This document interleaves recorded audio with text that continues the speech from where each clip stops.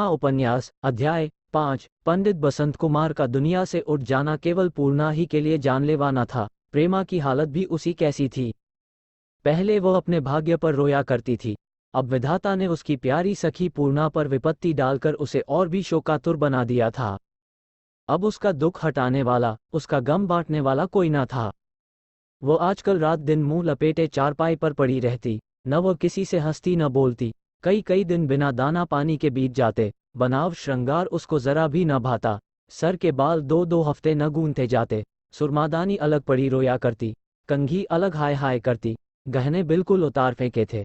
सुबह से शाम तक अपने कमरे में पड़ी रहती, कभी जमीन पर करवटें बदलती, कभी इधर उधर बौखलाई हुई घूमती। बहुधा बाबू अमृतराय की तस्वीर को देखा करती, और जब उनके प्रेम पत्र याद आते तो रोती। उसे अनुभव होता था कि अब मैं थोड़े दिनों की मेहमान हूँ। पहले 2 महीने तक तो पूर्णा का ब्राह्मणों के खिलाने पिलाने और पति के मृतक संस्कार से सांस लेने का अवकाश न मिला कि प्रेमा के घर जाती। इसके बाद भी 2-3 महीने तक वह घर से बाहर न निकली। उसका जी ऐसा बुझ गया था कि कोई काम अच्छा न लगता। हाँ, प्रेमा माँ के मना करने पर भी 2-3 बार उसके घर गई थी, मगर वहां जाकर आप रोती और पूर्णा को भी रुलाती, इसलिए अब उधर जाना छोड़ दिया था। किंतु एक बात वह नित्य करती, वह संध्या समय मेहताबी पर जाकर जरूर बैठती। इसलिए नहीं कि उसको समय सुहाना मालूम होता या हवा खाने को जी चाहता था, नहीं, प्रत्युत केवल इसलिए कि वह कभी कभी बाबू अमृतराय को उधर से आते जाते देखती। हाय, उस वक्त वह उनको देखते उसका कलेजा बांसों उछलने लगता। जी चाहता कि कूद पड़ूं और उनके कदमों पर अपनी जान निछावर कर दूं। जब तक वह दिखाई देते टकटकी बांधे उनको देखा करती, जब वह आंखों से ओझल हो जाते तब उसके कलेजे में एक हूक उठती, आपे की कुछ सुधि न रहती। इसी तरह कई महीने बीत गए। एक दिन वह सदा की भांति अपने कमरे में लेटी हुई बदल रही थी कि पूर्णा आई। इस समय उसको देखकर ऐसा ज्ञात होता था कि वह किसी प्रबल रोग से उठी है। चेहरा पीला पड़ गया था, जैसे कोई फूल मुरझा गया हो। उसके कपोल जो कभी गुलाब की तरह खिले हुए थे अब कुम्हला गए थे। वे मृगी की सी आंखें जिनमें किसी समय समय जवानी का मतवालापन और प्रेमी का रस भरा हुआ था अंदर घुसी हुई थी। सिर के बाल कंधों पर इधर उधर बिखरे हुए थे, गहने पाते का नाम न था, केवल एक नैन सुख की साड़ी बदन पर पड़ी हुई थी। उसको देखते ही प्रेमा दौड़कर उसके गले से चिपट गई और लाकर अपनी चारपाई पर बिठा दिया। कई मिनट तक दोनों सखियां एक दूसरे के मुंह को ताकती रहीं। दोनों के दिल में ख्यालों का दरिया उमड़ा हुआ था, मगर जबान किसी की न खुलती थी। आखिर पूर्णा ने कहा, आजकल जी अच्छा नहीं है क्या, गलकर कांटा गई हो? प्रेमा ने मुस्कराने की चेष्टा करके कहा, नहीं सखी, मैं बहुत अच्छी तरह हूँ, तुम तो कुशल से रही? पूर्णा की आंखों में आंसू डबडबा आए, बोली, मेरा कुशल आनंद क्या पूछती हो सखी, आनंद तो मेरे लिए सपना हो गया। 5 महीने से अधिक हो गए मगर अब तक मेरी आंखें नहीं झपकी, जान पड़ता है कि नींद आंसू होकर बह गई। प्रेमा, ईश्वर जानता है सखी, मेरा भी तो यही हाल है, हमारी तुम्हारी एक ही गत है। अगर तुम ब्याही विधवा हो तो मैं कुंवारी विधवा हूँ। सच कहती हूँ सखी, मैंने ठान लिया है कि अब परमार्थ के कामों में ही जीवन व्यतीत करूँगा। पूर्णा, कैसी बातें करती हो प्यारी, मेरा और तुम्हारा क्या जोड़ा? जितना सुख भोगना मेरे भाग में बदा था भोग चुकी, मगर तुम अपने को क्यों घुलाए डालती हो? सच मानो सखी, बाबू अमृतराय की दशा भी तुम्हारी ही सी है। वे आजकल बहुत मलिन दिखाई देते हैं, जब कभी इधर की बात करती हूँ तो जाने का नाम ही नहीं लेते। मैंने एक दिन देखा, वह तुम्हारा कड़ा हुआ रुमाल लिए हुए थे। ये बातें सुनकर प्रेमा का चेहरा खिल गया, मारे हर्ष के आंखें जगमगाने लगी। पूर्णा का हाथ अपने हाथों में लेकर और उसकी आंखों से आंखें मिलाकर बोली, सखी, इधर की और क्या क्या बातें आई थी? पूर्णा मुस्कराकर, अब क्या सब आज ही सुन लोगी? अभी तो कल ही मैंने पूछा कि आप ब्याह कब करेंगे, तो बोले जब तुम चाहो। मैं बहुत लजा गई। प्रेमा, सखी, तुम बड़ी ढीठ हो, क्या तुमको उनके सामने निकलते बैठते लाज नहीं आती? पूर्णा, लाज क्यों आती, मगर बिना सामने आए काम तो नहीं चलता। और सखी, उनसे क्या पर्दा करूं, उन्होंने मुझ पर जो जो अनुग्रह किए हैं उनसे मैं कभी उऋण नहीं हो सकती। पहले ही दिन जबकि मुझ पर वह विपत्ति पड़ी, रात को मेरे यहाँ चोरी हो गई। जो कुछ असबाबा था पापियों ने मूस लिया। उस समय मेरे पास एक कौड़ी भी न थी। मैं बड़े फेर में पड़ी हुई थी कि अब क्या करूं। जिधर आंख उठाती अंधेरा दिखाई देता। उसके तीसरे दिन बाबू अमृतराय आए। ईश्वर करे वह युग युग जिए। उन्होंने बिल्लों की तनख्वाह बांध दी और मेरे साथ भी बहुत सलूक किया। अगर वो उस वक्त आड़े न आते तो गहने पाते अब तक कभी के बिक गए होते। सोचती हूँ कि वो इतने बड़े आदमी होकर मुझ भिखारिनी के दरवाजे पर आते हैं तो उनसे क्या पर्दा करूं। और दुनिया ऐसी है कि इतना भी नहीं देख सकती। वह जो पड़ोसा में पंडाइन रहती है, कई बार आई और बोली कि सर के बाल मुड़ा लो, विधवाओं को बाल न रखना चाहिए, मगर मैंने अब तक उनका कहना नहीं माना। इस पर सारे मोहल्ले में मेरे बारे में तरह तरह की बातें की जाती हैं, कोई कुछ कहता है, कोई कुछ, जितने मुंह उतनी बातें। बिल्लो आकर सब वृतांत मुझसे कहती है, सब सुन लेती हूँ और रो धोकर चुप हो रहती हूँ। मेरे भाग्य में दुख भोगना, लोगों की जली कटी सुनना न लिखा होता तो यह विपत्ति ही काहे को पड़ती, मगर चाहे कुछ हो मैं इन बालों को मुड़वाकर मुंडी नहीं बनना चाहती। ईश्वर ने सब कुछ तो हर लिया, अब क्या इन बालों से भी हाथ धोऊं? ये कहकर पूर्णा ने कंधों पर बिखरे हुए लंबे लंबे बालों पर ऐसी दृष्टि से देखा मानो वे कोई धन है। प्रेमा ने भी उन्हें हाथ से संभाल कर कहा, नहीं सखी खबरदार, बालों को मुड़वाओगी तो हमसे तुमसे न बनेगी। पंडाइन को बकने दो, वह पगला गई है। ये देखो नीचे की तरफ जो ऐठन पड़ गई है, कैसी सुंदर मालूम होती है। यही कहकर प्रेमा उठी, बक्स से सुगंधित तेल निकाला और जब तक पूर्णा हाय हाय करे कि उसके सर की चादर खिसका कर तेल डाल दिया और उसका सर जांघ पर रखकर धीरे धीरे मलने लगी। बेचारी पूर्णा इन प्यार की बातों को न सह सकी, आंखों में आंसू भरकर बोली, प्यारी प्रेमा ये क्या गजब करती हो, अभी क्या काम उपहास हो रहा है, जब बाल संवारे निकलूंगी तो क्या गत होगी। अब तुमसे दिल की बात क्या छिपाऊं सखी, ईश्वर जानता है मुझे ये बाल खुद बोझ मालूम होते हैं। जब इस सूरत को देखने वाला ही संसार से उठ गया तो ये बाल किस काम के। मगर मैं इनके पीछे पड़ोसियों के ताने सहती हूं तो केवल इसलिए कि सर मुड़ाकर मुझसे बाबू अमृतराय के सामने न निकला जाएगा। ये कहकर पूर्णा जमीन की तरफ ताकने लगी, मानो वह लजा गई है। प्रेमा भी कुछ सोचने लगी, अपनी सखी के सर में तेल मला, कंघी से बाल गूंथे और तब धीरे से आईना लाकर उसके सामने रख दिया। पूर्णा ने इधर 5 महीने से आईने का मुंह नहीं देखा था। वह सोचती थी कि मेरी सूरत बिल्कुल उतर गई होगी, मगर अब जो देखा तो सिवाय इसके कि मुंह पीला पड़ गया था और कोई भेद न मालूम हुआ। मध्यम स्वर में बोली, प्रेमा ईश्वर के लिए अब बस करो, भाग से यह सिंगार बदा नहीं है, पड़ोसिन देखेंगी तो न जाने क्या अपराध लगा दें। प्रेमा उसकी सूरत को टकटकी लगाकर देख रही थी, एकाएक मुस्करा कर बोली, सखी तुम जानती हो मैंने तुम्हारा सिंगार क्यों किया। पूर्णा, मैं क्या जानूं, तुम्हारा जी चाहता होगा। प्रेमा, इसलिए कि तुम उनके सामने इसी तरह जाओ। पूर्णा, तुम बड़ी खोटी हो, भला मैं उनके सामने इस तरह कैसे जाऊंगी, वह देखकर दिल में क्या कहेंगे। देखने वाले यूं ही बेसिर पैर की बातें उड़ाया करते हैं, तब तो और भी न मालूम क्या कहेंगे। थोड़ी देर तक ऐसे ही हंसी दिल्ली की बातों में प्रेमा ने कहा, सखी अब तो अकेले नहीं रहा जाता, क्या हर्ज है तुम भी यहीं उठाओ, हम तुम दोनों साथ साथ रहें। पूर्णा, सखी मेरे लिए इससे अधिक हर्ष की कौन सी बात होगी कि तुम्हारे साथ रहूं, मगर अब तो पैर फूक फूक कर धरने होते हैं, लोग तुम्हारे घर ही में राजी न होंगे, और अगर यह मान भी गए तो बिना बाबू अमृतराय की मर्जी के कैसे आ सकती हूं। संसार के लोग भी कैसे अंधे हैं, ऐसे दयालु पुरुष कहते हैं कि ईसाई हो गए हैं, कहने वालों के मुंह से न मालूम कैसे ऐसी झूठी बात निकलती है। मुझसे वह कहते थे कि मैं शीघ्र ही एक ऐसा स्थान बनवाने वाला हूं जहां अनाथ विधवाएं आकर रहेंगी, वहां उनके पालन पोषण और वस्त्र का प्रबंध किया जाएगा और उनको पढ़ना लिखना और पूजा पाठ करना सिखाया जाएगा। जिस आदमी के विचार ऐसे शुद्ध हों उसको वह लोग ईसाई और अधर्मी बनाते हैं, जो भूलकर भी भिखमंगे को भीख नहीं देते, ऐसा अंधेर है। प्रेमा बहन, संसार का यही है। हाय, अगर वह मुझे अपनी लौड़ी बना लेते तो भी मेरा जीवन सफल हो जाता। ऐसे उदारचित दाता चेरी बनना भी कोई बड़ाई की बात है। पूर्णा, तुम उनकी चेरी काहे को बनेगी, वह तो आप तुम्हारे सेवक बनने के लिए तैयार बैठे हैं। तुम्हारे लाला जी ही नहीं मानते, विश्वास मानो यदि तुमसे उनका ब्याह ना हुआ तो कवारे ही रहेंगे। प्रेमा यहाँ यही ठान ली है कि चेरी बनूंगी तो उन्हीं की। कुछ देर तक तो यही बातें हुई कि जब सूर्य अस्त होने लगा तो प्रेमा ने कहा, चलो सखी तुमको बगीचे की सैर करा लावें। जब से तुम्हारा आना जाना छूटा तब से मैं उधर भूलकर भी नहीं गई। पूर्णा, मेरे बाल खोल दो तो चलूं, तुम्हारी भावज देखेगी तो ताना मारेगी। प्रेमा, उनके ताने का क्या डर, वो तो हवा से उलझा करती हैं। दोनों सखियां उठी और हाथ दिए कोठे से उतरकर फुलवारी में आई। यह एक छोटी सी बगिया थी जिसमें भांति भांति के फूल खिल रहे थे। प्रेमा को फूलों से बहुत प्रेम था, उसी ने अपने दिल बहलाने के लिए बगीचा बनाया था। एक माली इसी की देखभाल के लिए नौकर था। बाग के बीचों बीच एक गोल चबूतरा बना हुआ था। दोनों सखियां इस चबूतेरे पर बैठ गई। इनको देखते ही माली बहुत सी कलियां एक साफ तरह कपड़े में लपेट कर लाया। प्रेमा ने उनको पूर्णा को देना चाहा, मगर उसने बहुत उदास होकर कहा, बहन मुझे क्षमा करो, इनकी बूबास तुमको मुबारक हो। सोहाग के साथ मैंने फूल भी त्याग दिए। हाय, जिस दिन वह कालरूपी नदी में नहाने गए हैं उस दिन ऐसे ही कलियों का हार बनाया था। रोकर वह हार धरा का गया, तब से मैंने फूलों को हाथ नहीं लगाया। ये कहते कहते वह एकाएक चौंक पड़ी और बोली, सखी अब मैं जाऊंगी, आज इतवार का दिन है, बाबू साहब आते होंगे। प्रेमा ने रोनी हंसकर कहा, नहीं सखी, अभी उनके आने में आध घंटे की देर है।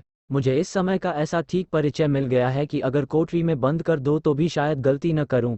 सखी कहते लाज आती है। मैं घंटों बैठकर झरोखे से उनकी राह देखा करती हूँ। चंचल चित्त को बहुत समझाती हूँ, पर मानता ही नहीं। पूर्णा ने उसको धारस दिया और अपनी सखी से गले मिल शर्माती हुई घूंघट से चेहरे को छिपाए अपने घर की तरफ चली और प्रेमी कैसे दर्शन की अभिलाषा कर महताबी पर जाकर टहलने लगी। पूर्णा के मकान पर पहुंचे ठीक आधी घड़ी हुई थी कि बाबू अमृतराय बाइसिकल पर फर करते आ पहुंचे। आज उन्होंने अंग्रेजी बाने की जगह बंगाली बाना धारण किया था, जो उन पर खूब जचता था। उनको देखकर कोई यह नहीं कह सकता था कि यह राजकुमार नहीं है। बाजारों में जब निकलते तो सबकी आंखें उन्हीं की तरफ उठती थीं। रीति के विरुद्ध आज उनकी दाहिनी कलाई पर एक बहुत ही सुगंधित मनोहर बेल का हार लिपटा हुआ था, जिससे सुगंध उड़ रही थी और इस सुगंध से लेवेंडर की खुशबू मिलकर मानो सोने में सुहागा हो गया था। संदली रेशमी के बेलदार कुर्ते पर धानी रंग की रेशमी चादर हवा के मंद मंद झोंकों से लहरा लहरा कर एक अनोखी छवि दिखाती थी। उनकी आहट पाते ही बिल्लो घर में से निकल आई और उनको ले जाकर कमरे में बैठा दिया। अमृतराय, क्यों बिल्लो, सब कुशल है? बिल्लो, हाँ सरकार, सब कुशल है। अमृतराय, कोई तकलीफ तो नहीं है? बिल्लो, नहीं सरकार, कोई तकलीफ नहीं है। इतने में बैठके का भीतर वाला दरवाजा खुला और पूर्णा निकली। अमृतराय ने उसकी तरफ देखा तो अचंभे में आ गए और उनकी निगाह आप ही आप उसके चेहरे पर जम गई। पूर्णा मारे लज्जा के गड़ी जाती थी कि आज क्यों यह मेरी ओर ऐसे ताक रहे हैं। वह भूल गई थी कि आज मैंने बालों में तेल डाला है, कंघी की है और माथे पर लाल बिंदी भी लगाई है। अमृतराय ने उसको इस बनाव चुनाव के साथ कभी नहीं देखा था और न वह समझे थे कि वह ऐसी रूपवती होगी। कुछ देर तक तो पूर्णा सर नीचा किए खड़ी रही। एकाएक उसको अपने गुंथे केश की सुधि आ गई और उसने झट लजाकर सर और भी निहुरा लिया, घूंघट को बढ़ाकर चेहरा छिपा लिया और यह ख्याल करके कि शायद बाबू साहब इस बनाव सिंगार से नाराज हों, वह बहुत ही भोलेपन के साथ बोली, मैं क्या करूं, मैं तो प्रेमा के घर गई थी, उन्होंने हट करके सर में तेल डालकर बाल गूंथ दिए, मैं कल सब बाल कटवा डालूंगी। ये कहते कहते उसकी आंखों में आंसू भर आए। उसके बनाव सिंगार ने अमृतराय पर पहले ही जादू चलाया था, अब इस भोलेपन ने और लुभा लिया। जवाब दिया, नहीं नहीं, तुम्हें कसम है, ऐसा हरगिज न करना। मैं बहुत खुश हूं कि तुम्हारी सखी ने तुम्हारे ऊपर यह कृपा की। अगर वह यहाँ इस समय होती तो इसके निहारे में मैं उनको धन्यवाद देता। पूर्णा पढ़ी लिखी औरत थी, इस इशारे को समझ गई और झेप कर गर्दन नीचे कर ली।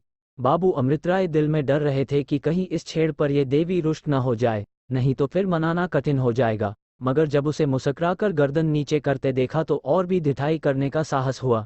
बोले, मैं तो समझता था प्रेमा मुझे भूल गई होगी, मगर मालूम होता है कि अभी तक मुझ पर कुछ कुछ स्नेह बाकी है। अब की पूर्णा ने गर्दन उठाई और अमृतराय के चेहरे पर आंखें जमाकर बोली, जैसे कोई वकील किसी दुखियारे के लिए न्यायाधीश से अपील करता हो, बाबू साहब, आपका केवल इतना समझना कि प्रेमा आपको भूल गई होगी, उन पर बड़ा भारी आपेक्ष है। प्रेमा का प्रेम आपके निमित्त सच्चा है। आज उनकी दशा देखकर मैं अपनी विपत्ति भूल गई। वह गलकर आधी हो गई हैं, महीनों से खाना पीना नामात्र है, सारे दिन आनी कोठरी में पड़े पड़े रोए करती हैं। घरवाले लाख लाख समझाते हैं मगर नहीं मानती। आज तो उन्होंने आपका नाम लेकर कहा, सखी अगर चेरी बनूंगी तो उन्हीं की। ये समाचार सुनकर अमृतराय कुछ उदास हो गए। यह अग्नि जो कलेजे में सुलग रही थी और जिसको उन्होंने सामाजिक सुधार के राख तले दबा रखा था, इस समय क्षण भर के लिए धधक उठी। जी बेचैन होने लगा, दिल उकसाने लगा कि मुंशी बद्री प्रसाद का घर दूर नहीं है। दम भर के लिए चलो, अभी सब काम हुआ जाता है। मगर फिर देशहित के उत्साह ने दिल को रोका। बोले, पूर्णा, तुम जानती हो कि मुझे प्रेमा से कितनी मोहब्बत थी। 4 वर्ष तक मैं दिल में उनकी पूजा करता रहा, मगर मुंशी बद्री प्रसाद ने मेरी दिनों की बंधी हुई आस केवल इस बात पर तोड़ दी कि मैं सामाजिक सुधार का पक्षपाती हो गया। आखिर मैंने भी रो रो कर उस आग को बुझाया और अब तो दिल एक दूसरी ही देवी की उपासना करने लगा है। अगर यह आशा भी यूं ही टूट गई तो सत्य मानो, बिना ब्याह ही रहूंगा। पूर्णा का अब तक ये ख्याल था कि बाबू अमृतराय प्रेमा से ब्याह करेंगे, मगर अब तो उसको मालूम हुआ कि उनका ब्याह कहीं और लग रहा है, तब उसको कुछ आश्चर्य हुआ। दिल से बातें करने लगी।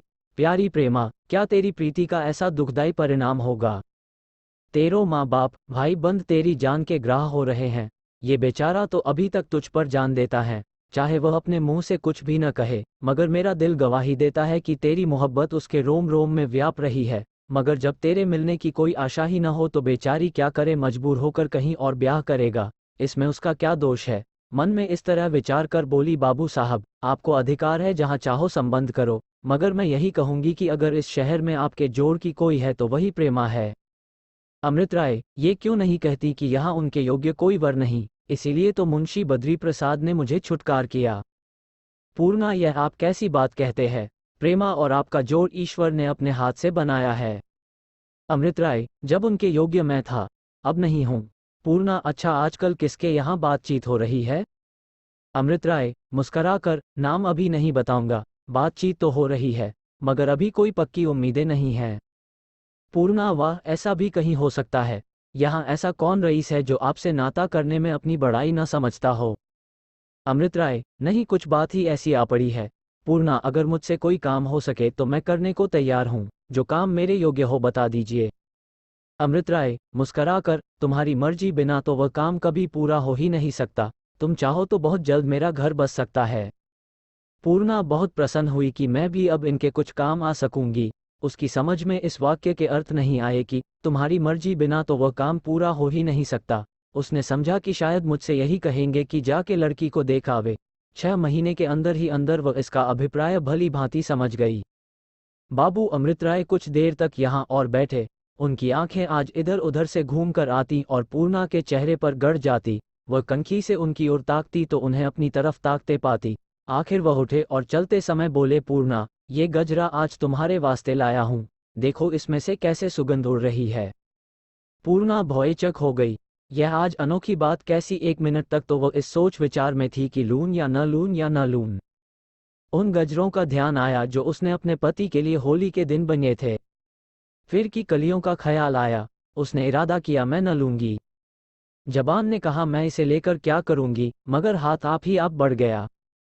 बाबू साहब ने खुश होकर गजरा उसके हाथ में पिन्हाया, उसको खूब नजर भर कर देखा, फिर बाहर निकल आए और बैलगाड़ी पर सवार हो रवाना हो गए।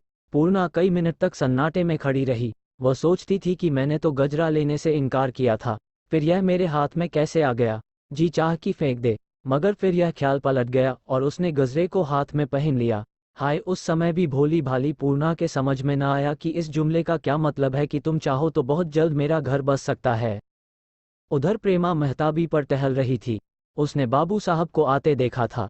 उनकी सज धज उसकी आंखों में खुप गई थी। उसने उन्हें कभी इस बनाव के साथ नहीं देखा था।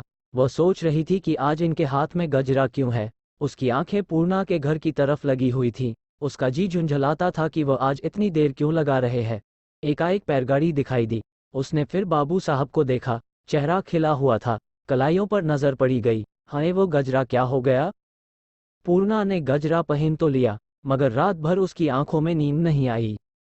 उसकी समझ में ये बात न आती थी कि अमृत राय ने उसे गजरा क्यों दिया। उसे ऐसा मालूम होता था कि पंडित बसंत कुमार उसकी तरफ बहुत क्रोध से देख रहे हैं। उसने चाहा कि गजरा उतार कर फेंक दूं, मगर नहीं मालूम क्यों उसके हाथ कांपने लगे। सारी रात उसने आंखों में काटी। प्रभात हुआ। अभी सूर्य भगवान ने भी कृपा न की थी कि पंडाइन और चौबाइन और बाबू कमला प्रसाद की वृद्ध महाराजिन और पड़ोस की सेठानी जी कई दूसरी औरतों के साथ पूर्णा के मकान में उपस्थित हुई। उसने बड़े आदर से सबको बिठाया, सबके पैर छुए। उसके बाद ये पंचायत होने लगी।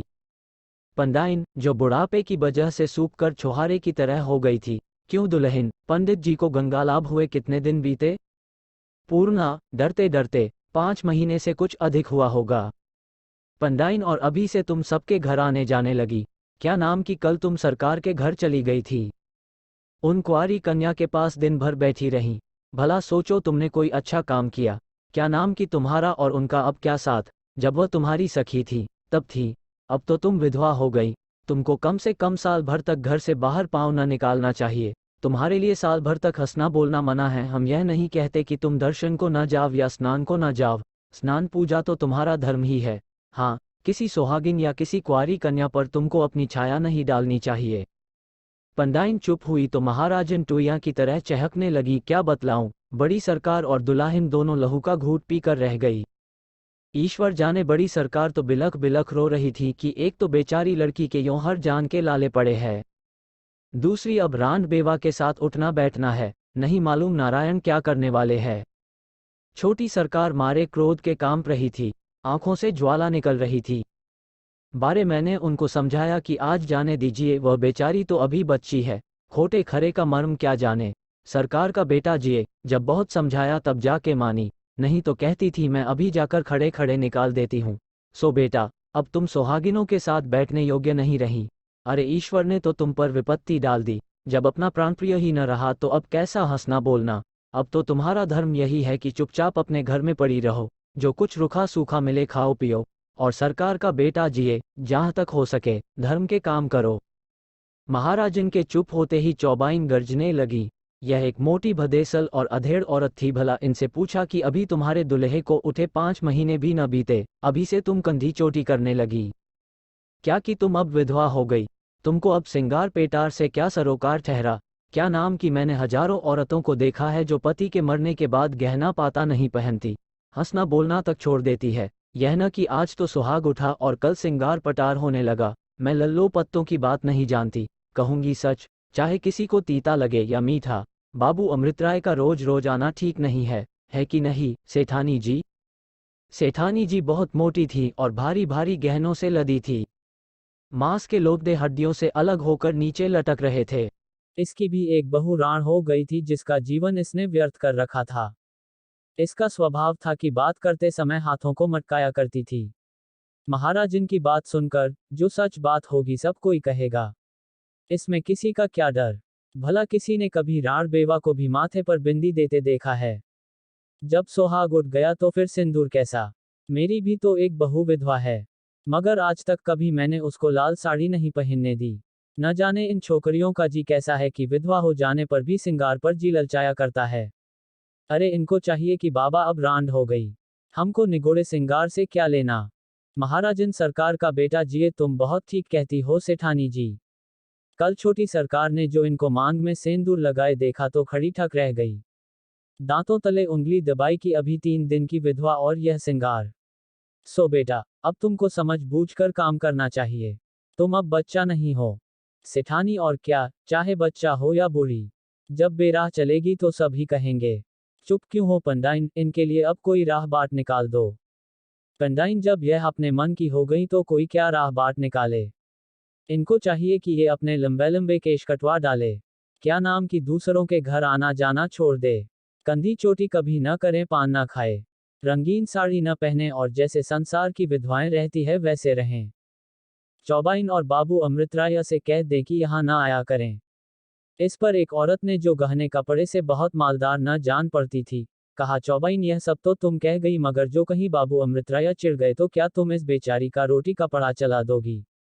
कोई विधवा हो गई तो क्या अब अपना मुंह सी लें? महाराजन हाथ चमकाकर, यह कौन बोला? क्या ममता फड़कने लगी? सेठानी, हाथ मटकाकर, तुझे किसने बुलाया जो आके बीच में बोल उठी?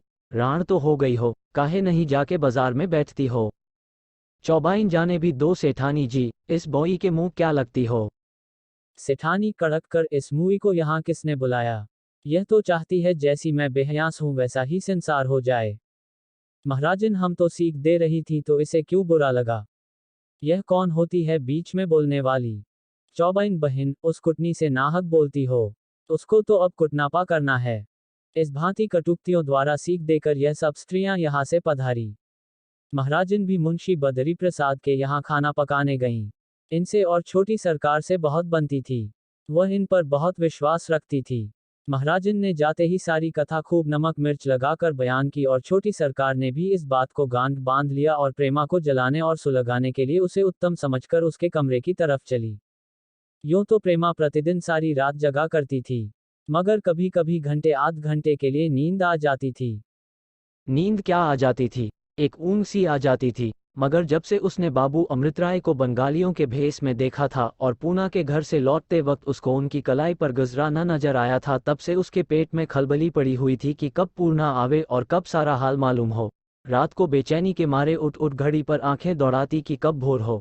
इस वक्त जो भावच के पैरों की चाल सुनी तो ये समझकर कि पूर्णा आ रही है, लपकी हुई दरवाजे तक आई, मगर ज्यों ही भावच को देखा ठिठक गई और बोली, कैसे चली भाभी? भाभी तो यह चाहती ही थी कि छेड़छाड़ के लिए कोई मौका मिले। ये प्रश्न सुनते ही तिनका बोली, क्या बताओ कैसे चली? अब से जब तुम्हारे पास आया करूंगी तो इस सवाल का जवाब सोचकर आया करूंगी। तुम्हारी तरह सबका लहू थोड़े ही सफ़ेद हो गया है कि चाहे किसी की जान निकल जाए, घी का घड़ा धलक जाए, मगर अपने कमरे से पाँव बाहर न निकाले। प्रेमा ने वह सवाल यूं ही पूछ लिया था। उसके जब यह अर्थ लगाए गए तो उसको बहुत बुरा मालूम हुआ। बोली, भाभी, तुम्हारे तो नाक पर गुस्सा रहता है, तुम जरा सी बात का बतंगड़ बना देती हो। भला मैंने कौन सी बात बुरा मानने की कही थी? भाभी कुछ नहीं, तुम तो जो कुछ कहती हो मानो मुंह से फूल झाड़ती हो। तुम्हारे मुंह में मिश्री घोली हुई न, और सबके तो नाक पर गुस्सा रहता है, सबसे लड़ाई करते हैं। प्रेमा झल्ला कर, भावज, इस समय मेरा तो चित्त बिगड़ा हुआ है, ईश्वर के लिए मुझसे मत उलझो, मैं तो यूं ही अपनी जान को रो रही हूँ, उस पर से तुम और भी नमक छिड़कने आई। भाभी मटक कर, हाँ रानी, मेरा तो चित्त बिड़ा हुआ है, सर फिरा हुआ है। जरा सीधी सादी हूं ना, मुझको देखकर भागा करो। मैं कटी कुतिया हूँ, सबको काटती चलती हूँ। मैं भी यारों को चुपके चुपके चिट्ठी पत्री लिखा करती, तस्वीरें बदला करती तो मैं भी सीता कहलाती और मुझ पर भी घर भर जान देने लगता। मगर मान न मान मैं तेरा मेहमान, तुम लाख जतन करो, लाख चिट्ठियां लिखो, मगर वह सोने की चिड़िया हाथ आने वाली नहीं। ये जली कटी सुनकर प्रेमा से जबत न हो सका। बेचारी सीधे स्वभाव की औरत थी, उसका वर्षों से विरह की अग्नि में जलते जलते कलेजा और भी पक गया था। वह रोने लगी। भावज ने जब उसको रोते देखा तो मारे हर्ष के आंखें जगमगा गईं। हत्तेरे की, कैसा रुला दिया। बोली, बिलखने क्या लगी? क्या अम्मा को सुनाकर देश निकाला करा दोगी? कुछ झूठ थोड़ी ही कहती हूँ। वही अमृतराय जिनके पास आप चुपके चुपके प्रेम पत्र भेजा करती थी, अब दिन दहाड़े उस राण पूर्णा के घर आता है और घंटों वहीं बैठा रहता है। सुनती हूँ फूल के गजरे ला ला कर पहनाता है, शायद 2-1 गहने भी दिए हैं। प्रेमा इससे ज्यादा न सुन सकी, गिड़गिड़ा कर बोली, भाभी, मैं तुम्हारे पैरों पड़ती हूँ, मुझ पर दया करो, मुझे जो चाहो कह लो। रोकर, बड़ी हो, जी चाहे मार लो, मगर किसी का नाम लेकर और उस पर छठे रखाकर मेरे दिल को मत जलाओ। आखिर किसी के सर पर झूठ मूठ अपराध क्यों लगाती हो? प्रेमा ने तो ये बात बड़ी दीनता से कही, मगर छोटी सरकार छुदे रखकर पर बिगड़ गई। चमक कर बोली, हाँ हाँ रानी, मैं दूसरों पर छुदे रखकर तुमको जलाने आती हूँ। मैं तो झूठ का व्यवहार करती हूँ, मुझे तुम्हारे सामने झूठ बोलने से मिठाई मिलती होगी। आज मोहल्ले भर में घर घर यही चर्चा हो रही है। तुम तो पढ़ी लिखी हो, भला तुम ही सोचो, एक 30 वर्ष के सांड मर्द का पूर्णा से क्या काम? माना कि वो उसका रोटी कपड़ा चलाते हैं, मगर ये तो दुनिया है। जब एक पर आ पड़ती है तो दूसरा उसके आड़ आता है। भले मनुष्यों का ये ढंग नहीं है कि दूसरे को बहकाया करें, और उस छोकरी को क्या कोई बहकाएगा, वह तो आप मर्दों पर डोरे डाला करती है। मैंने तो जिस दिन उसकी सूरत देखी थी उसी दिन ताड़ गई थी कि यह एक विष की गांठ है। अभी 3 दिन भी दूल्हे को मरे हुए नहीं बीते कि सबको झमकड़ा दिखाने लगी। दूल्हा क्या मरा, मानो एक बला दूर हुई। कल जब वो यहाँ आई थी तो मैं बाल बुंधा रही थी, नहीं तो डैडी के भीतर तो पैर धरने ही नहीं देती। चुड़ैल कहीं की, यहाँ आकर तुम्हारी सहेली बनती है। इसी ने अमृतराय को अपना यौवन दिखाकर अपना लिया। कल कैसा लचक लचक कर ठुमुक ठुमुक चलती थी, देख देख कर आंखें फूटती थी। खबरदार, जो अब कभी तुमने उस चुड़ैल को अपने यहाँ बिठाया, मैं उसकी सूरत नहीं देखना चाहती। जबान वह बला है कि झूठ बात का भी विश्वास दिला देती है। छोटी सरकार ने जो कुछ कहा वह तो सब सच था, भला उसका असर क्यों न होता। अगर उसने गजरा लिए हुए जाते न देखा होता तो भावच की बातों को अवश्य बनावट समझती। फिर भी वह ऐसी ओछी नहीं थी कि उसी वक्त अमृतराय और पूर्णा को कोसने लगती और यह समझ लेती कि उन दोनों में कुछ सांठ गांठ है। हाँ, वह अपनी चारपाई पर जाकर लेट गई और मुंह लपेट कर कुछ सोचने लगी। प्रेमा को तो पलंग पर लेटकर भावच की बातों को तौलने दीजिए और हम मर्दाने में चले। यह एक बहुत सजा हुआ लंबा चौड़ा दीवान खाना है। जमीन पर मिर्जापुर की खूबसूरत कालीनें बिछी हुई है, भांति भांति की गद्देदार कुर्सियां लगी हुई है, दीवारें उत्तम चित्रों से भूषित है। पंखा झल जा रहा है। मुंशी बद्री प्रसाद एक आराम कुर्सी पर बैठे ऐनक लगाए एक अखबार पढ़ रहे हैं। उनके दाएं बाएं की कुर्सियों पर कोई और महाशय रईस बैठे हुए हैं। वह सामने की तरफ मुंशी गुलजारी लाल हैं और उनके बगल में बाबू दाननाथ है। दाहिनी तरफ बाबू कमला प्रसाद मुंशी झनमन लाल से कुछ कानाफूसी कर रहे हैं। बाई और 2-3 और आदमी है जिनको हम नहीं पहचानते। कई मिनट तक मुंशी बद्री प्रसाद अखबार पढ़ते रहे। आखिर सर उठाया और सभा की तरफ देखकर बड़ी गंभीरता से बोले, बाबू अमृत राय के लेख अब बड़े ही निंदनीय होते जाते हैं।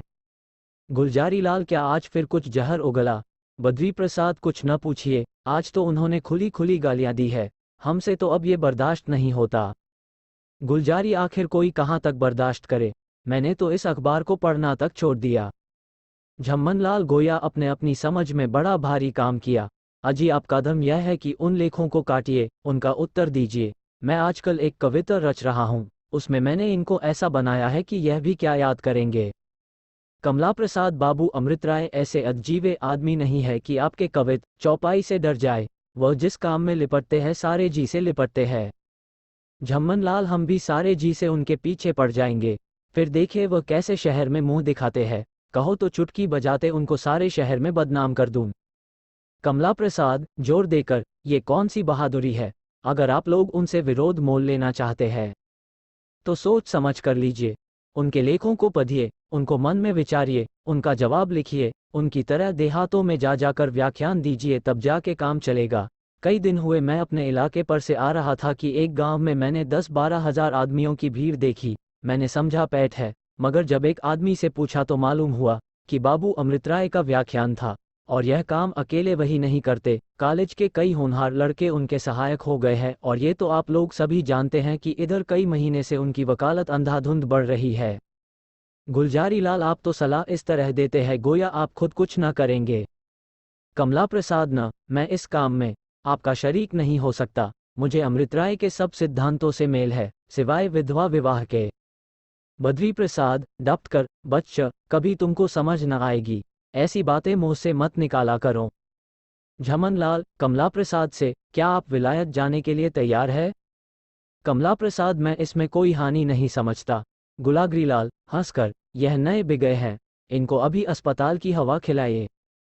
बद्री प्रसाद झल्लाकर, बच्चा तुम मेरे सामने से हट जाओ, मुझे रोज होता है। कमला प्रसाद को भी गुस्सा आ गया। वह उठकर जाने लगे कि 2-3 आदमियों ने मनाया और फिर कुर्सी पर लाकर बिठा दिया। इसी बीच में मिस्टर शर्मा की सवारी आई। आप वही उत्साही पुरुष हैं जिन्होंने अमृत राय को पक्की सहायता का वादा किया था। इनको देखते ही लोगों ने बड़े आदर से कुर्सी पर बिठा दिया। मिस्टर शर्मा उस शहर में म्यूनिसिपैलिटी के सेक्रेटरी थे। गुलजारी लाल, कहिए पंडित जी, क्या खबर है? मिस्टर शर्मा मूंछों पर हाथ फेरकर, वह ताज़ा खबर लाया हूं कि आप लोग सुनकर फड़क जाएंगे। बाबू अमृत राय ने दरिया के किनारे वाली हरी भरी जमीन के लिए दरखास्त दी है। सुनता हूं वहां एक अनाथालय बनवाएंगे। बद्री प्रसाद, ऐसा कदापि नहीं हो सकता। कमला प्रसाद, तुम आज उसी जमीन के लिए हमारी तरफ से कमेटी में दरखास्त पेश कर दो, हम वहां ठाकुरद्वारा और धर्मशाला बनवाएंगे। मिस्टर शर्मा आज अमृत राय साहब के बंगले पर गए थे। वहां बहुत देर तक बातचीत होती रही। साहब ने मेरे सामने मुस्कुरा कर कहा, अमृत राय, मैं देखूंगा कि जमीन तुमको मिले। गुलजारी लाल ने सर हिलाकर कहा, अमृत राय बड़े चाल के आदमी है, मालूम होता है साहब को पहले ही से उन्होंने अपने ढंग पर लगा लिया है। मिस्टर शर्मा जनाब, आपको मालूम नहीं अंग्रेजों से उनका कितना मेलजोल है। हमको अंग्रेज मेंबरों से कोई आशा नहीं रखना चाहिए, वो सबके सब अमृत राय का पक्ष करेंगे। बद्री प्रसाद जोर देकर, जहां तक मेरा बस चलेगा मैं ये जमीन अमृत राय को न लेने दूंगा। क्या डर है? अगर और ईसाई मेंबर उनके तरफदार है, ये लोग 5 से अधिक नहीं, बाकी 22 मेंबर अपने हैं, क्या हमको उनकी वोट भी न मिलेगी? ये भी न होगा तो मैं उस जमीन को दाम देकर लेने पर तैयार हूँ। झम्मन लाल जनाब, मुझको पक्का विश्वास है कि हमको आधे से ज्यादा वोट अवश्य मिल जाएंगे। दूसरा दृश्य एक बहुत ही उत्तम रीति से सजा हुआ कमरा है। उसमें मिस्टर वाल्टर साहब बाबू अमृत राय के साथ बैठे हुए कुछ बातें कर रहे हैं। वाल्टर साहब यहाँ के कमिश्नर है और साधारण अंग्रेजों के अतिरिक्त प्रजा के बड़े हितैषी और बड़े उत्साही प्रजापालक है। आपका स्वभाव ऐसा निर्मल है कि छोटा बड़ा कोई हो, सबसे हंसकर क्षेम कुशल पूछते और बात करते हैं। वो प्रजा की अवस्था को उन्नत दशा में ले जाने का उद्योग किया करते हैं और यह उनका नियम है कि किसी हिंदुस्तानी से अंग्रेजी में नहीं बोलेगा।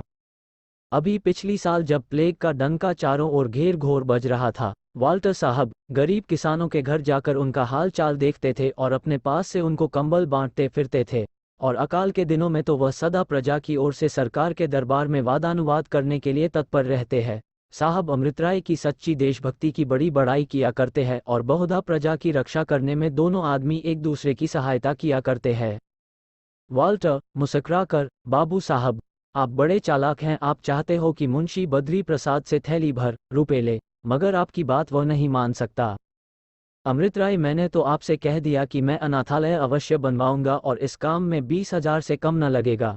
अगर आप मेरी सहायता करेंगे तो आशा है कि यह काम भी सफल हो जाए और मैं भी बना रहूं। और अगर आप कतरा गए तो ईश्वर की कृपा से मेरे पास अभी इतनी जायदाद है कि अकेले 2 अनाथालय बनवा सकता हूं। मगर हाँ, तब मैं और कामों में कुछ भी उत्साह न दिखा सकूंगा। वाल्टर हंसकर, बाबू साहब, आप तो जरा से बात में नाराज हो गया।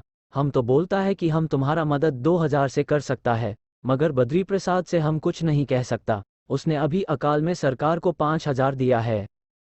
अमृत राय, तो ये 2,000 में लेकर क्या करूंगा? मुझे तो आपसे 15,000 की पूरी आशा थी। मुंशी बद्री प्रसाद के लिए 5,000 क्या बड़ी बात है। तब से इसका दुगना तो वह एक मंदिर बनवाने में लगा चुके हैं, और केवल इस आशा पर कि उनको CIE की पदवी मिल जाएगी, वह इसका 10 गुना आज दे सकते हैं। वाल्टर अमृत राय से हाथ मिलाकर, वेल अमृत राय, तुम बड़ा चालाक है, तुम बड़ा चालाक है, तुम मुंशी बद्री प्रसाद को लूटना मांगता है।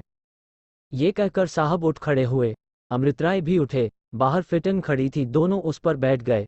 साइस ने घोड़े को चाबुक लगाया और देखते देखते मुंशी बद्री प्रसाद के मकान पर जा पहुंचे, ठीक उसी वक्त जब वहां अमृत राय से रार बढ़ाने की बातें सोची जा रही थी। प्यारे पाठकगण, हम यह वर्णन करके कि इन दोनों आदमियों के पहुंचते ही वहां कैसी खलबली पड़ गई, मुंशी बद्री प्रसाद ने इनका कैसा आदर किया, गुलजारी लाल, दाननाथ और मिस्टर शर्मा कैसी आंखें चुराने लगे, या साहब ने कैसे काट छांट की बातें की और मुंशी जी को CIE की पदवी की किन शब्दों में आशा दिलाई, आपका समय नहीं गंवाना चाहते। खुलासा ये कि अमृत राय को यहाँ से 17,000 रुपया मिला। मुंशी बद्री प्रसाद ने अकेले 12,000 दिया, जो उनकी उम्मीद से बहुत ज्यादा था।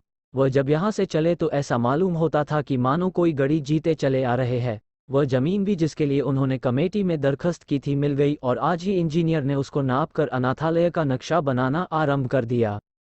साहब और अमृत राय के चले जाने पर यहाँ यो बातें होने लगी। झम्मन लाल यार, हमको तो इस लौंडे ने आज 500 के रूप में डाल दिया। गुलजारी लाल जनाब, आप 500 को रो रही है, यहाँ तो 1,000 पर पानी फिर गया। मुंशी जी तो CIE की पदवी पावेंगे, यहाँ तो कोई राय बहादुरी को भी नहीं पूछता। कमला प्रसाद, बड़े शोक की बात है कि आप लोग ऐसे शुभ कार्य में सहायता देकर पछताते हैं। अमृत राय को देखिए कि उन्होंने अपना एक गांव बेचकर 10,000 रुपया भी दिया और उस पर दौड़ धूप अलग कर रहे हैं। मुंशी बद्री प्रसाद, अमृत राय बड़ा उत्साही आदमी है, मैंने आज इसको जाना। बच्चा कमला प्रसाद, तुम आज शाम को उनके यहाँ जाकर हमारी ओर से धन्यवाद दे देना। झम्मन लाल मुंह फेर कर, आप क्यों न प्रसन्न होंगे, आपको तो पदवी मिलेगी ना। कमला प्रसाद हंसकर, अगर आपका वह कविता तैयार हो तो जरा सुनाइए। दाननाथ, जो अब तक चुपचाप बैठे हुए थे, बोले, अब आप उनकी निंदा करने की जगह उनकी प्रशंसा कीजिए।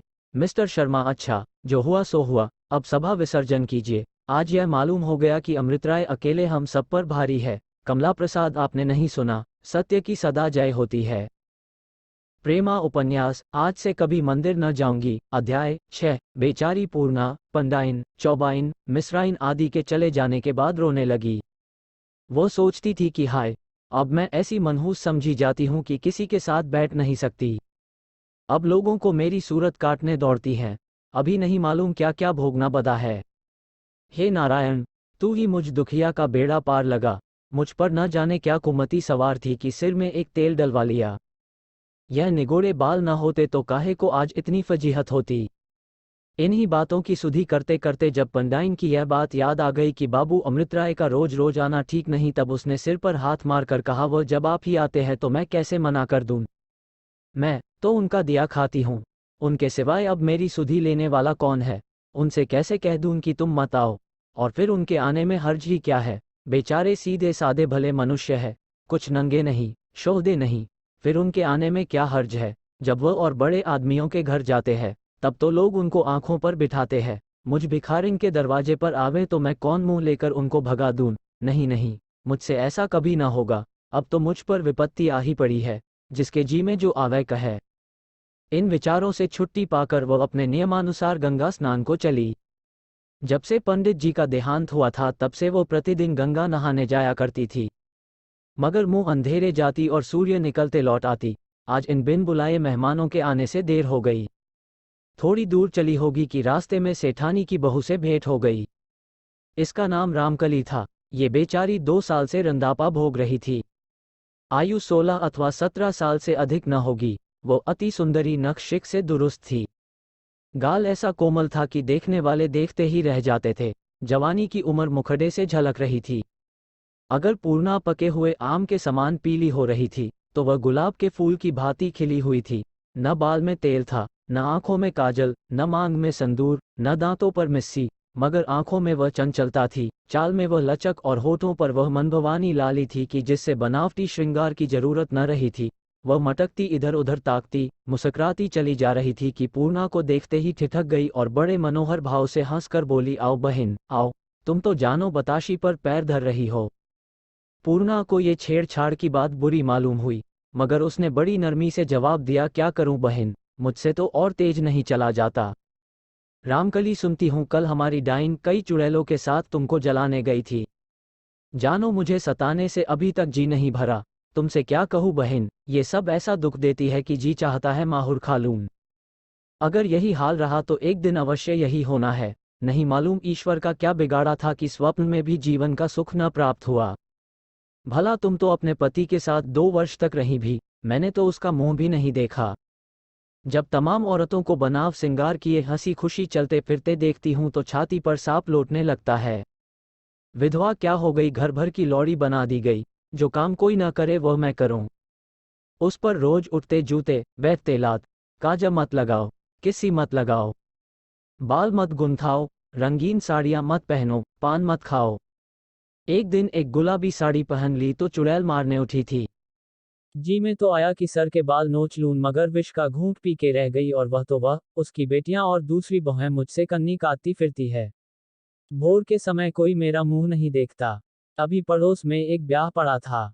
सब की सब गहने से लद लद गाती बजाती गई। एक मैं ही अभागिनी घर में पड़ी रोती रही।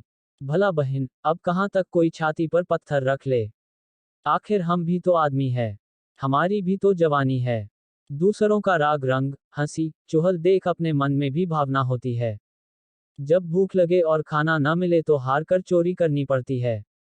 ये कहकर रामकली ने पूर्णा का हाथ अपने हाथ में ले लिया और मुस्कराकर धीरे धीरे एक गीत गुनगुनाने लगी। बेचारी पूर्णा दिल में कुढ़ रही थी कि इसके साथ क्यों लगी। रास्ते में हजारों आदमी मिले, कोई इनकी ओर आंखें फाड़ फाड़ घूरता था, कोई इन पर बोलियां बोलता था, मगर पूर्णा सर को ऊपर न उठाती थी। हाँ, रामकली मुस्करा मुस्करा कर बड़ी चपलता से इधर उधर ताकती, आंखें मिलाती और छेड़छाड़ का जवाब देती जाती थी। पूर्णा जब रास्ते में मर्दों को खड़े देखती तो कतरा के निकल जाती, मगर रामकली बरबस उनके बीच में से घुसकर निकलती थी। इसी तरह चलते चलते दोनों नदी के तट पर पहुंची। 8 बज गया था। हजारों मर्द स्त्रियां, बच्चे नहा रहे थे। कोई पूजा कर रहा था, कोई सूर्य देवता को पानी दे रहा था। माली छोटी छोटी डालियों में गुलाब, बेला, चमेली के फूल लिए नहाने वालों को दे रहे थे। चारों ओर जय गंगा का शब्द हो रहा था। नदी बाढ़ पर थी। उस मटमैले पानी में तैरते हुए फूल अति सुंदर मालूम होते थे।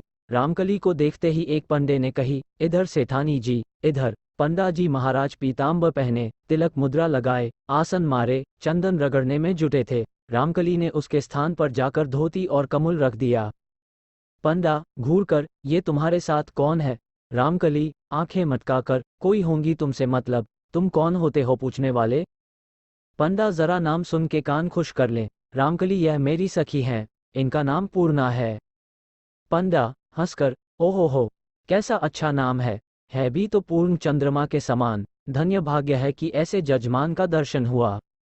इतने में एक दूसरा पंडा लाल लाल आंखें निकाले, कंधे पर लट रखे, नशे में चूर, झूमता झामता आ पहुंचा और इन दोनों ललनाओं की ओर घूर कर बोला, अरे राम भरोसे, आज तेरे चंदन का रंग बहुत चोखा है।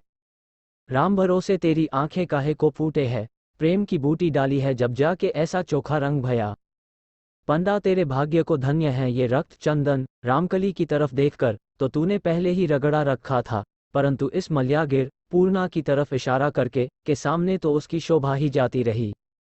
पूर्णा तो यह नोक झोंक समझ समझ कर झेपी जाती थी, मगर रामकली कब चूकने वाली थी। हाथ मटका कर बोली, ऐसे कर्मठियों को थोड़े ही मल्यागिर मिला करता है। राम भरोसे, पंडा से, अरे बौरे, तू इन बातों का मर्म क्या जाने, दोनों ही अपने अपने गुण में चोखे है, एक में सुगंध है तो दूसरे में रंग है। पूर्णा मन में बहुत लज्जित थी कि इसके साथ कहाँ फंस गई। अब तक वो नहा धो के घर पहुंची होती। रामकली से बोली, बहन, नहाना हो तो नहाओ, मुझको देर होती है, अगर तुमको देर हो तो मैं अकेले जाऊं। राम भरोसे, नहीं जजमान, अभी तो बहुत सबेरा है, आनंदपूर्वक स्नान करो। पूर्णा ने चादर उतार कर धर दी और साड़ी लेकर नहाने के लिए उतरना चाहती थी कि यकायक बाबू अमृतराय एक सादा कुर्ता पहने, सादी टोपी सर पर रखे, हाथ में नापने का फीता लिए चंद ठेकेदारों के साथ आते दिखाई दिए। उनको देखते ही पूर्णा ने एक लंबी घूंघट निकाल ली और चाहा कि सीढ़ियों पर लंबाई चौड़ाई नापना था, क्योंकि वो एक जनाना घाट बनवा रहे थे। वह पूर्णा के निकट ही खड़े हो गए और कागज पेंसिल पर कुछ लिखने लगे। लिखते लिखते जब उन्होंने कदम बढ़ाया तो पैर सीढ़ी के नीचे जा पड़ा। करीब था कि वह औंधा मुंह गिरे और चोट चपेट आ जाए कि पूर्णा ने झपट कर उनको संभाल लिया। बाबू साहब ने चौंक कर देखा तो दहिना हाथ एक सुंदरी के कोमल हाथों में है। जब तक पूर्णा अपना घूंघट बढ़ावे वह उसको पहचान गए और बोले, प्यारी, आज तुमने मेरी जान बचा ली। पूर्णा ने इसका कुछ जवाब न दिया। इस समय न जाने क्यों उसका दिल जोर जोर से धड़क रहा था और आंखों में आंसू भरा आता था। हाय नारायण, जो कहीं वह आज गिर पड़ते तो क्या होता, यही उसका मन बेर बेर कहता। मैं भले संयोग से आ गई थी। वो सिर नीचा किए गंगा की लहरों पर टकटकी लगाए यही बातें गुनती रही। जब तक बाबू साहब खड़े रहे उसने उनकी ओर एक बेर भी न ताका। जब वह चले गए तो रामकली मुस्कुराती हुई आई और बोली, बहन, आज तुमने बाबू साहब को गिरते गिरते बचा लिया, आज से तो वह और भी तुम्हारे पैरों पर सिर रखेंगे। पूर्णा कड़ी निगाहों से देखकर, रामकली ऐसी बातें न करो, आदमी आदमी के काम आता है, अगर मैंने उनको संभाल लिया तो इसमें क्या बात अनोखी हो गई। रामकली, एलो, तुम तो जरा सी बात पर तिनक गई। पूर्णा, अपनी अपनी रुचि है, मुझको ऐसी बातें नहीं भाती। रामकली, अच्छा अपराध क्षमा करो, अब सरकार से दिल लगी न करूंगी, चलो तुलसीदल ले लो। पूर्णा, नहीं, अब मैं यहाँ न ठहरूंगी, सूरज माथे पर आ गया। रामकली, जब तक इधर उधर जी बहले अच्छा है, घर पर तो जलते अंगारों के सिवाय और कुछ नहीं। जब दोनों नहाकर निकली तो फिर पंडों ने छेड़नाप चाहा, मगर पूर्णा एकदम भी न रुकी। आखिर रामकली ने भी उसका साथ छोड़ना उचित न समझा। दोनों थोड़ी दूर चली होगी कि रामकली ने कहा, क्यों बहन, पूजा करने न चलोगी। पूर्णा, नहीं सखी, मुझे बहुत देर हो जाएगी। रामकली, आज तुमको चलना पड़ेगा, तनिक देखो तो कैसे विहार की जगह है, अगर 2-4 दिन भी जाओ तो फिर बिना नित्य गए जी न माने। पूर्णा, तुम जाओ, मैं न जाऊंगी, जी नहीं चाहता। रामकली, चलो चलो, बहुत इतराओ मत, दम की दम में तो लौटे आते हैं। रास्ते में एक तंबोली की दुकान पड़ी। काठ के पटरों पर सफ़ेद भीगे हुए कपड़े बिछे थे, उस पर भांति भांति के पान मसालों की खूबसूरत डिबियाँ, सुगंध की शीशियाँ, 2-3 हरे हरे गुलदस्ते सजा कर धरे हुए थे। सामने ही 2 बड़े बड़े चौखटेदार आईने लगे हुए थे। पनवाड़ी एक सजिया जवान था, सर पर दोपली टोपी चुनकर टैडी दे रखी थी, बदन में तंजेब का फंसा हुआ कुर्ता था, गले में सोने की तावीजें, आंखों में सुरमा, माथे पर रोरी, ओठों पर पान की गहरी लीली। इन दोनों स्त्रियों को देखते ही बोला, सेठानी जी, पान खाती जाओ। रामकली ने चट सर से चादर खसका दी और फिर उसको एक अनुपम भाव से ओढ़कर हंसते हुए नयनों से बोली, अभी प्रसाद नहीं पाया। पनवाड़ी आवो, ये भी तो प्रसाद ही है, संतों के हाथ की चीज प्रसाद से बढ़कर होती है। यह आज तुम्हारे साथ कौन शक्ति है। रामकली, ये हमारी सखी है, तंबोली बहुत अच्छा जोड़ा है, धन्य भाग्य जो दर्शन हुआ। रामकली दुकान पर थमक गई और शीशे में देख देख अपने बाल संवारने लगी। उधर पनवाड़ी ने चांदी के वरक लपेटे हुए बीडे फुर्ती से बनाए और रामकली की तरफ हाथ बढ़ाया। जब वह लेने को झुकी तो उसने अपना हाथ खींच लिया और हंसकर बोला, तुम्हारी सखी ले तो दें। रामकली, मुंह बनवा आओ, मुंह, पान लेकर, लो सखी, पान खाव। पूर्णा, मैं न खाऊंगी। राम, तुम्हारी क्या कोई सास बैठी है जो कोसेगी। मेरी तो सास मना करती है, मगर मैं उस पर भी प्रतिदिन खाती हूँ। पूर्णा, तुम्हारी आदत होगी, मैं पान नहीं खाती। राम, आज मेरी खातिर से खाव, तुम्हें कसम है। रामकली ने बहुत हठ की मगर पूर्णा ने गिलोरियां न ली। पान खाना उसने सदा के लिए त्याग दिया था। इस समय तक धूप बहुत तेज हो गई थी। रामकली से बोली, किधर है तुम्हारा मंदिर, वहां चलते चलते तो सांझ हो जाएगी। रामकली, अगर ऐसे दिन कटा जाता तो फिर रोना काहे का था। पूर्णा चुप हो गई। उसको फिर बाबू अमृत राय के पैर फिसलने का ध्यान आ गया और फिर मन में ये प्रश्न किया कि कहीं आज वह गिर पड़ते तो क्या होता। इसी सोच में थी कि निदान रामकली ने कहा, लो सखी, आ गया मंदिर। पूर्णा ने चौंक कर दाहिनी ओर जो देखा तो एक बहुत ऊंचा मंदिर दिखाई दिया। दरवाजे पर 2 बड़े बड़े पत्थर के शेर बने हुए थे और सैकड़ों आदमी भीतर जाने के लिए धक्कम धक्का कर रहे थे। रामकली पूर्णा को इस मंदिर में ले गई। अंदर जाकर क्या देखती है कि पक्का चौड़ा आंगन है जिसके सामने से एक अंधेरी और सकरी गली देवी जी के धाम को गई है। दाहिनी ओर एक बारादरी है जो अति उत्तम रीति पर सजी हुई है। यहाँ एक युवा पुरुष पीला रेशमी कोट पहने, सर पर खूबसूरत गुलाबी रंग की पगड़ी बांधे, तकिया मसनद लगाए बैठा है। पैचवान लगा हुआ है। उगालदान, पानदान और नाना प्रकार की सुंदर वस्तुओं से सारा कमरा भूषित हो रहा है। उस युवा पुरुष के सामने एक सुधर कामिनी सिंगार किए विराज रही है। उसके इधर उधर सपर्दाए बैठे हुए स्वर मिला रहे हैं।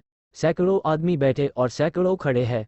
पूर्णा ने ये रंग देखा तो चौंक कर बोली, सखी, ये तो नाच घर सा मालूम होता है, तुम कहीं भूल तो नहीं गई? रामकली मुस्करा कर, चुप, ऐसा भी कोई कहता है? यही तो देवी जी का मंदिर है। वह बरादरी में महंत जी बैठे हैं, देखती हो कैसा रंगीला जवान है। आज शुक्रवार है, हर शुक्र को यहाँ रामजनी का नाच होता है। इस बीच में एक ऊंचा आदमी आता दिखाई दिया। कोई 6 फुट का कद था, गोरा चिट्ठा, बालों में कंधी कह हुई, मुंह पान से भरे, माथे पर विभूति रमाए, गले में बड़े बड़े दानों की रुद्राक्ष की माला पहने, कंधे पर एक रेशमी दोपट्टा रखे, बड़ी बड़ी और लाल आंखों से इधर उधर ताकता इन दोनों स्त्रियों के समीप आकर खड़ा हो गया। रामकली ने उसकी तरफ कटाक्ष से देखकर कहा, क्यों बाबा इंद्रवत, कुछ प्रसाद वर्षाद नहीं बनाया? इंद्र तुम्हारी खातिर सब हाजिर है, पहले चलकर नाच तो देखो।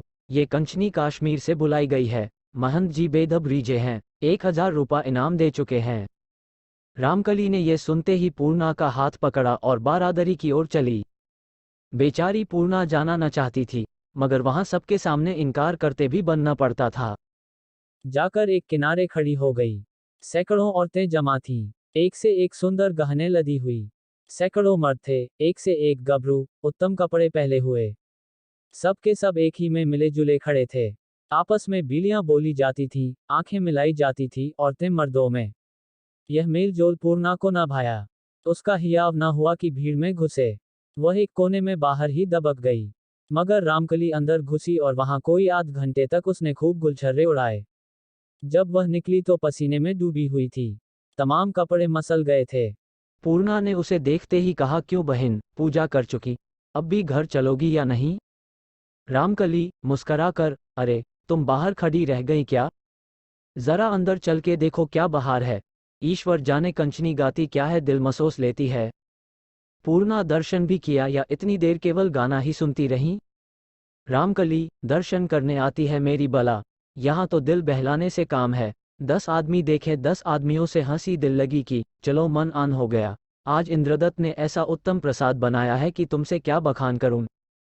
पूर्णा, क्या है? चरणामृत। रामकली हंसकर, हाँ, चरणामृत में बूटी मिला दी गई है।